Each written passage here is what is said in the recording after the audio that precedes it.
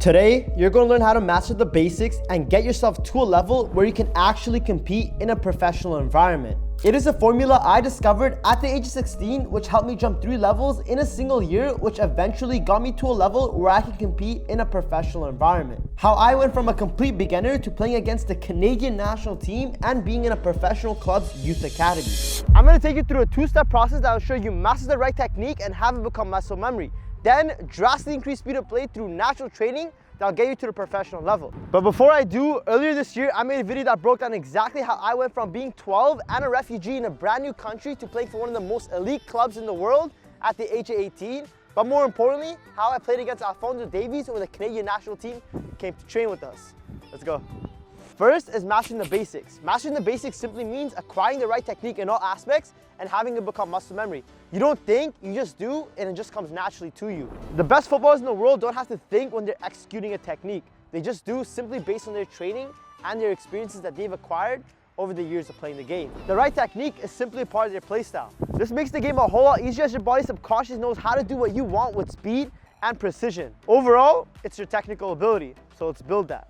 We're going to do this through a principle called progressive overload through difficulty, which means simply starting with the very basics, then gradually making it harder to challenge technique so it becomes muscle memory.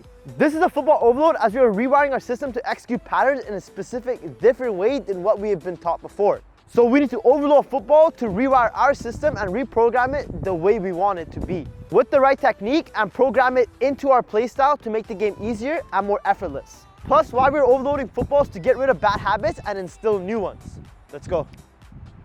For this demo, we're going to be targeting one group, which is dribbling, and this will be level 1 of dribbling. Very basic, fundamental drill, just emphasizing technique. So here, I will just dribble with laces, which is the right technique to drive into space with. Let me show you. Just use your laces. I'm going to go with my right foot there, left foot back. Remember to work on both feet. Very important.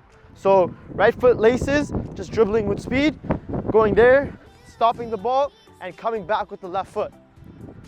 Just like this, stopping the ball, and I'm going to repeat this for however many sets I wish to do. Now the next progression in difficulty is going to be the zigzag drill, which again we're reinforcing the right technique, which is driving to space with laces, but now there's an element of changing direction. This is to gradually make the exercise harder so the right technique becomes muscle memory. So again, driving with laces, right technique, change direction.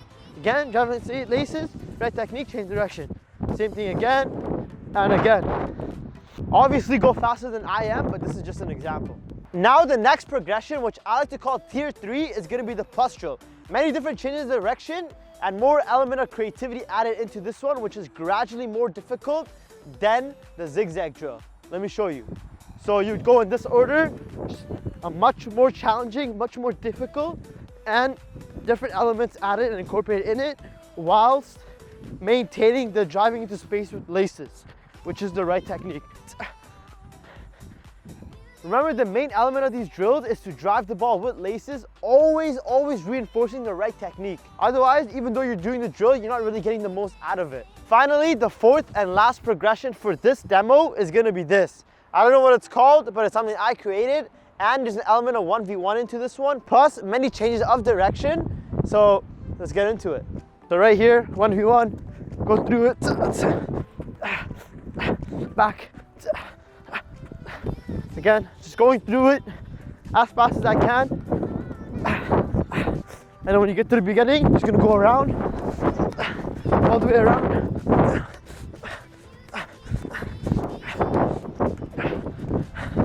And then you repeat, going the other way at the end. Always working on both feet, but this will be the last progression for dribbling. Now, I just showed you a 4-step gradual progression for dribbling. You'll do the exact same for passing, receiving, 1v1s, and shooting. This is what a weekly schedule will look like in the week. You have 5 seconds to screenshot. Then, every month you go to the next step. I like to break it down into 5 months, and if you do it correctly, 5 months is enough to build a solid technical foundation. This alone isn't going to get you to a level where you can compete with professionals or kids who have been in the system, simply because their speed of play is much faster than yours, and it is because of this. These footballers are instinct driven, meaning they do not think when they play, they just do. And after looking at the study, it clearly stated that instincts work faster, way faster than the thinking state of mind. Even Prime Hazard talked about it. Just watch this video. What you're telling me is what you do most of the time is instinct. Yeah, his instinct. Even Man City Riyad Mahrez. I never trained. It's just like since I'm young. Yeah, it's like instinct. I know how to control the ball since I'm young. That's why I have the best touch in the world. There was also a study done on Neymar by Japanese neurologists that stated that he's on autopilot, meaning he's instinct driven. Even Messi stated himself, I do not think about the player or visualize anything. I do what comes to me at that moment. Instincts. It has always been that way. So what does that mean for you? First, stop the basic cone drills as that reinforces a thinking state of mind as we are thinking throughout the drill, the opposite of what we want to achieve. Let me show you guys how to actually become instinct driven. I found a training method called unrestricted training, which is game realism exercises where you do not think and you just rely on your instincts. Letting your natural instincts flow and learning to trust your body and mind to trust your instincts. Here are 3 exercises I do now every time I go out to train. Let's go.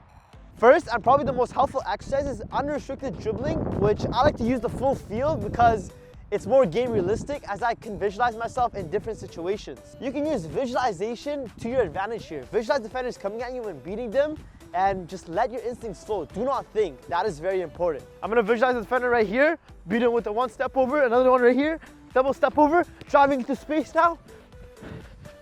Reverse elastico, cut back. Go for however long you want, but remember, this drill is only as effective as the effort you put into it. Don't think, just visualize different scenarios and just let your natural instincts flow. Very important.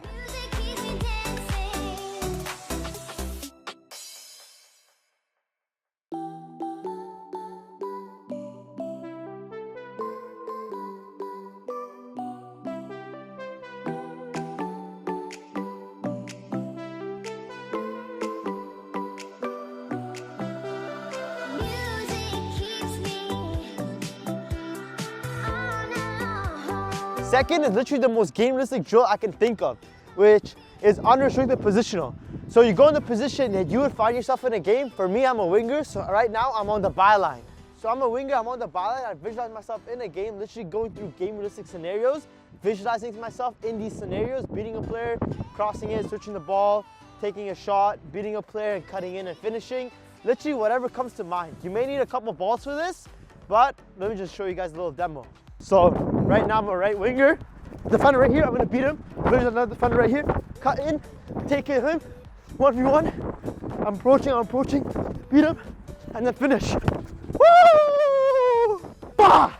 Have fun with it, that's the whole point of this, but learn to trust your instincts and just let your instincts flow. Don't think that is not what we want. Like I said with the basics training, you have to incorporate the right technique, but for this, the right technique would be just letting your instincts flow. That's how you make the most out of these sessions.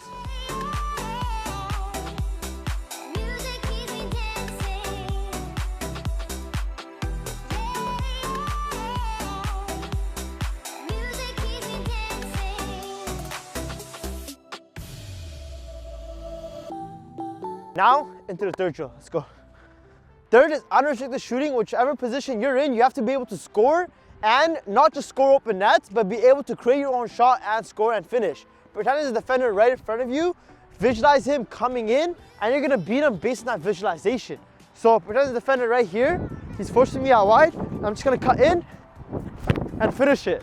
I'm gonna do the same thing on the left and right side to work on different aspects of my game. Get many balls and do this a lot because this is what's helped me get to that next level, especially when I was 18 years old.